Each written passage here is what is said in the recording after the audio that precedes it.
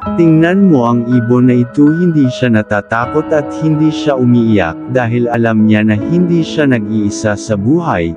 Alam niya na mayroon siyang kasama, mayroon siyang karamay at mayroon siyang kakampi, na kung dumating man ang bagyo at mga sakuna ay mayroon siyang matatakbuhan.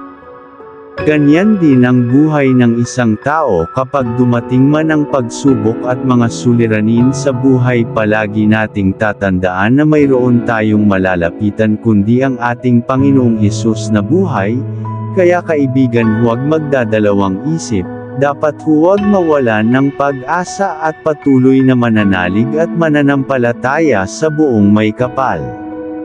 At hinding-hindi tayo bibiguin ng ating Diyos.